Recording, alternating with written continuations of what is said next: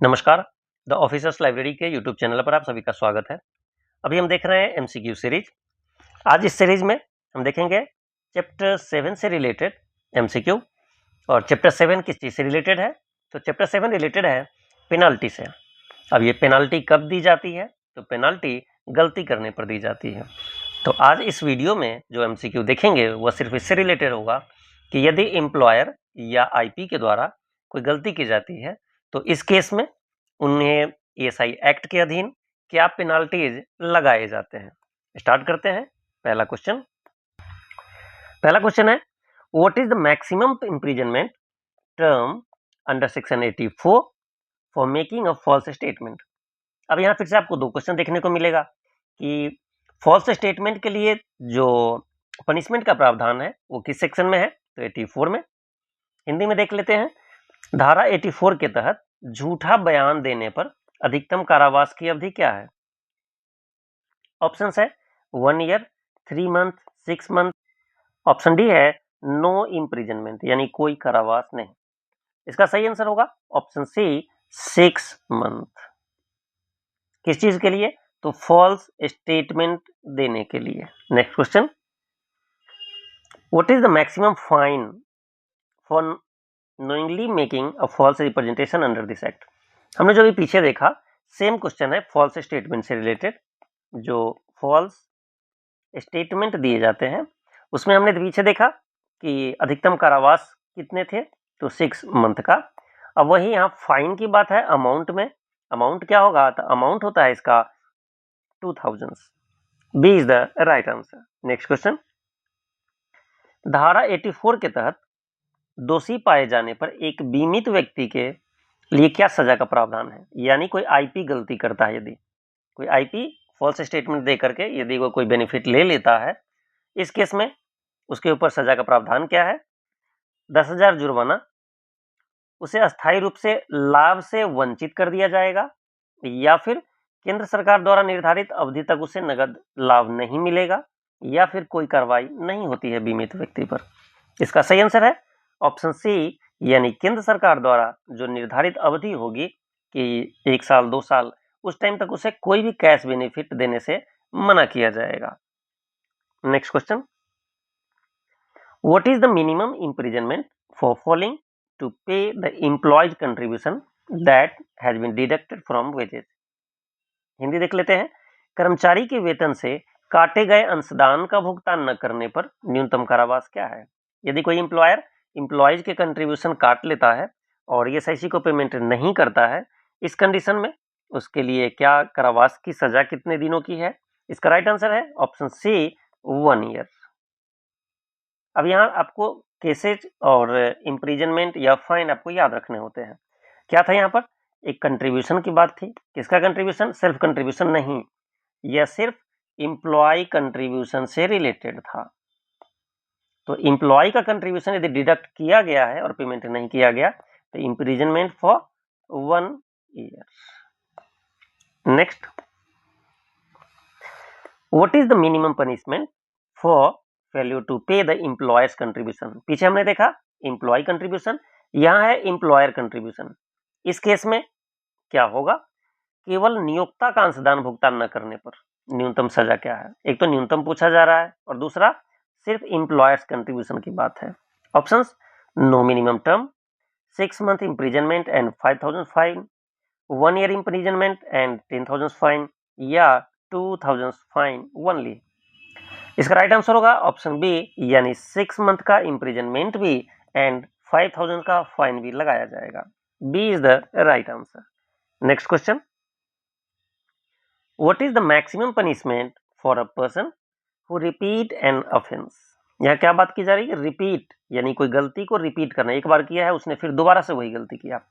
Under this act after previous conviction, यानी इस अधिनियम के तहत पहले दोष सिद्धि, यानी पहले यह पाया जा चुका है और वह सिद्ध भी हो गया है कि उसने गलती की है, उसके बाद भी यदि वही सेम अपराध यदि दोहराता है, इस केस में क्या होगा? पहले देख लेते हैं इम्प्रिजनमेंट और फाइन का है। इम्प्रिजनमेंट में 1, 2, 3 या 5 ईयर, और अमाउंट में 5,000, 5,000, 10,000 या 25,000। इसका सही आंसर क्या होगा? इसका सही आंसर है ऑप्शन बी 2 ईयर का इम्प्रिजनमेंट होता है एंड 5000 का फाइन होता है। किस केस में? यदि एक गलती एक बार की जा चुकी है और उसी गलती को दोबारा दोहराया जाता है इस कंडीशन में। Next question, if a person is convicted again for failure to pay contribution as an employer, what is the minimum imprisonment term? अभी हमने पीछे देखा 2 ईयर था कि 2 ईयर का इम्प्रिजनमेंट एंड फाइन 5000 का था, इसका 2 ईयर आंसर होगा option C. Next, in case of repeated offense by an employer for non-payment of contribution, what is the fine amount? अभी हमने देखा नियोक्ता द्वारा अंशदान न देने के दोहराए गए अपराध में जुर्माने, यानी जो कंट्रीब्यूशन है, पेमेंट ऑफ कंट्रीब्यूशन एक बार नहीं पेमेंट किया लेकिन बार बार यदि वो चीज दोहराया जाता है, इस केस में अमाउंट क्या है फाइन का? इसका राइट आंसर है option C 25,000। Next question, what is the maximum limit of damages that can be recovered from an employer for failure to pay dues under this act? ये आपके लिए important है कि जो हमारा डैमेजेज होता है, मैक्सिमम डैमेजेज कितना हो सकता है। इस अधिनियम के तहत बकाया राशि का भुगतान न करने पर नियोक्ता से वसूली योग्य अधिकतम हर्जाना पूछा जा रहा है। आपको पता है कि डिले पेमेंट ऑफ कंट्रीब्यूशन पर यदि पेमेंट कंट्रीब्यूशन का पेमेंट टाइमली नहीं किया जाता है तो उसे पेनल्टी लगाया जाता है, एक तो इंटरेस्ट एंड दूसरा डैमेजेज। अब इंटरेस्ट क्या है, डैमेजेज क्या है, डैमेजेज का टाइम फ्रेम क्या है, कितने से कितने दिनों के लिए कितने % का हर्जाना वसूला जाता है, इंटरेस्ट का रेट क्या है, इनकी चर्चा हमने अपने वीडियोज में डिटेल में किया है।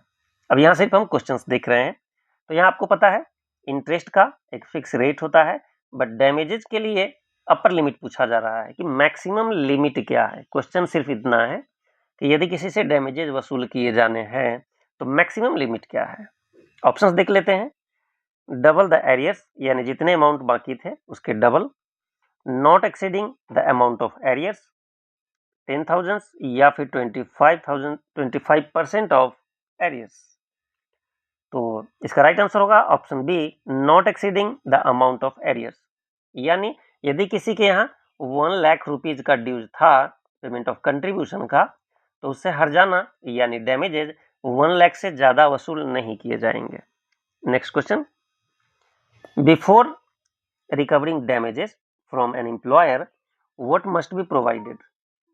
उनसे वसूली तो की जाएगी बट उन्हें क्या देना चाहिए पहले? क्या एक चेतावनी पत्र देनी चाहिए यानी वार्निंग लेटर, या reasonable opportunity of being heard, सुनवाई का उचित अवसर देना चाहिए, या फिर उसे पुलिस नोटिस देना चाहिए या जुर्माने की रसीद देनी चाहिए? इसका राइट आंसर होगा ऑप्शन बी यानी सुनवाई का उचित अवसर उसे दिए जाने चाहिए। आपको पता है हमने एडमिनिस्ट्रेटिव लॉ में भी देखा है कि नेचुरल जस्टिस के कुछ रूल्स होते हैं, तो ये नेचुरल जस्टिस भी एक तरह से है कि सुनवाई का उचित अवसर दिए बिना उस पर पेनल्टी नहीं ठोका जाना चाहिए। तो इस केस में उसे सुनवाई का उचित अवसर दे करके उससे डैमेजेज वसूल किए जाएंगे। Next question, in which special case can the corporation reduce और वेव द डैमेजेस? यानी किस केस में डैमेजेज को वेव किया जाएगा या रिड्यूस किया जा सकता है? किस विशेष मामले में निगम हर्जाना यानी डैमेजेज को कम कर सकता है या माफ भी कर सकता है? ऑप्शंस देख लेते हैं।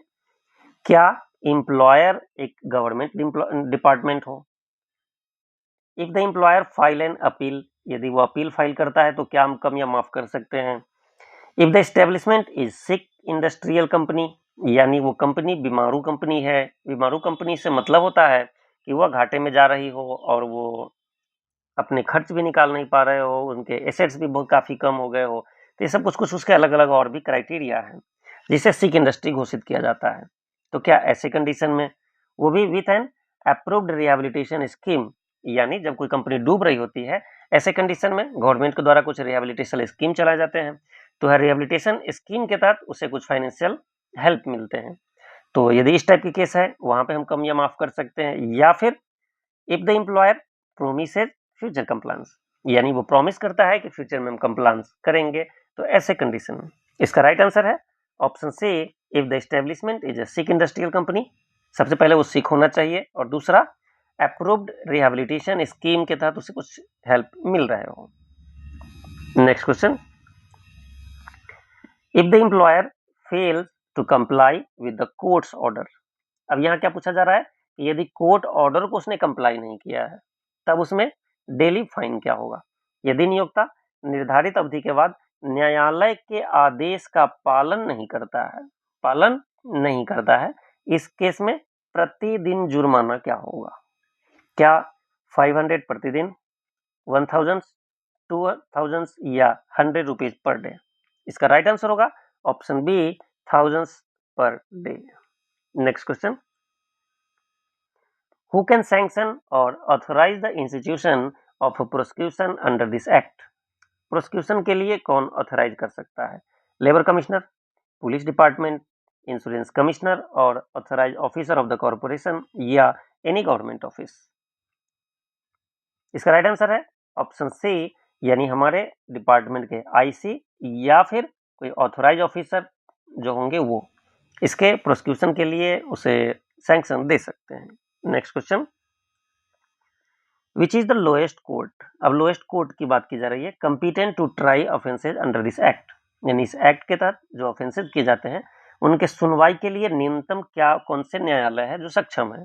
कंपिटेंट कौन है, एक्सिक्यूटिव मजिस्ट्रेट, सिविल जज जूनियर डिवीजन, मेट्रोपॉलिटन मजिस्ट्रेट और जुडिशियल मजिस्ट्रेट फर्स्ट क्लास या डिस्ट्रिक्ट कलेक्टर। इसका राइट आंसर होगा ऑप्शन सी, मेट्रोपॉलिटन मजिस्ट्रेट और judicial magistrate first class. Next question, who is deemed guilty when a company commits an offence under this act. यदि किसी company ने कोई offence किया है तो गिल्टी किसे माना जाएगा। क्या ओनली द कंपनी, क्या कंपनी को दोषी माना जाएगा या उसमें सभी व्यक्ति जो भी उसके लिए जिम्मेदार थे उस समय। For the conduct of the company's business at the time along with the company, यानी कंपनी भी और कंपनी के जितने भी रिस्पॉन्सिबल पर्सन थे उस टाइम वो, या फिर ओनली द डायरेक्टर्स, जो डायरेक्टर होंगे वो, या ओनली द मैनेजिंग डायरेक्टर। क्या होगा इसका आंसर। इसका राइट आंसर होगा option B, every person responsible for the conduct of the company's business, यानी कंपनी के बिजनेस चलाने के लिए जितने भी लोग जिम्मेदार हैं वो सारे अलॉन्ग विद द कंपनी, यानी कंपनी भी उस गलती के लिए जिम्मेदार होगा। Next question, how can a person avoid punishment under subsection 1 of section 86A। यानी यदि कोई व्यक्ति है उसे कोई दंड दिया जा रहा है तो वो अपने आप को कैसे बचा सकता है। क्या कंपनी से इस्तीफा दे करके। अभी हमने देखा ये क्वेश्चन कंटिन्यूएशन है पिछले वाले क्वेश्चन का, कि यदि कोई व्यक्ति है जो कि कंपनी के किसी न किसी तरीके से रिस्पॉन्सिबल पर्सन थे और उसे कोई दंड दिया जा रहा है तो अपने दलील में क्या दे सकता है अपने बचने के लिए। क्या कंपनी से इस्तीफा दे देगा तो उसे छोड़ दिया जाएगा।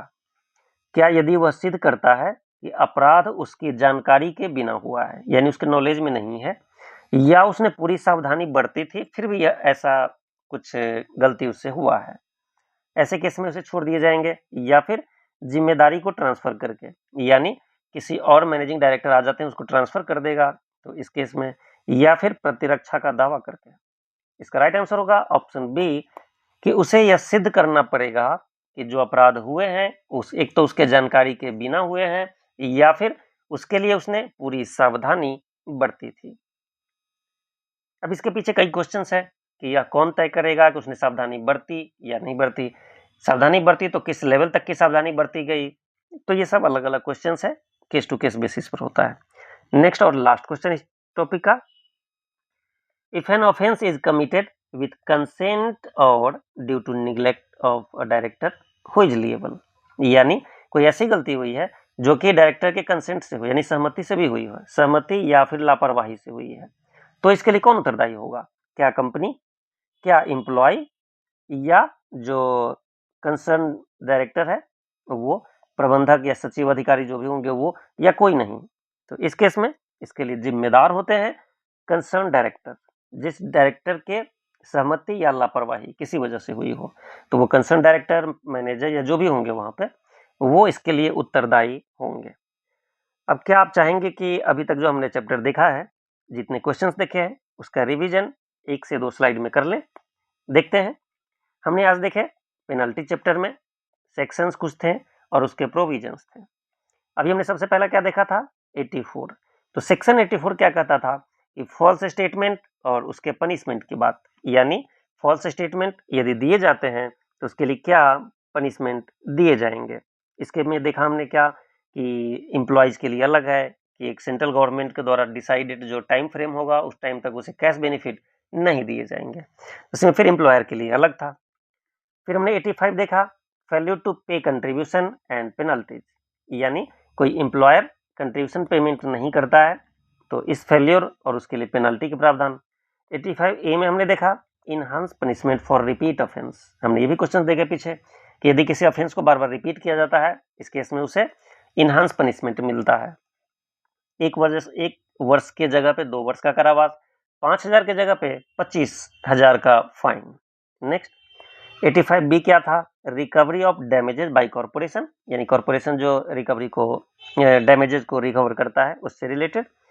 और लास्ट 85C क्या था court's power to order payment and returns. 86 क्या था prosecutions procedure and sanctions. And last 86 क्या था liability of company officers for offences. तो ये थे हमारे ओवरऑल टॉपिक। हमने आज अब इस वीडियो में चैप्टर कंप्लीट किए हैं 7 जो कि रिलेटेड था पेनल्टी से। हमने पेनल्टी को कंप्लीट किया है और अभी तक हमने देखे हैं कि प्रीवियस ईयर में भी लगभग जितने क्वेश्चन यहाँ बनाए गए हैं उसी टाइप के क्वेश्चंस आ रहे हैं, यानी इस चैप्टर को पढ़ने के बाद आपको अलग से कोई क्वेश्चन तैयारी करने की जरूरत नहीं पड़ेगी और इसी से क्वेश्चन आपको देखने को मिलेगा। थैंक यू, फिर मिलेंगे आपसे किसी अगले वीडियो में। यदि आपके कुछ टॉपिक ऐसे हैं जहां आप चाहते हैं कि उस पर MCQs बनाया जाए, चाहे वो किसी भी सेक्शन या किसी भी चैप्टर या किसी भी सब्जेक्ट से रिलेटेड हो, तो आप हमें मैसेज डाल सकते हैं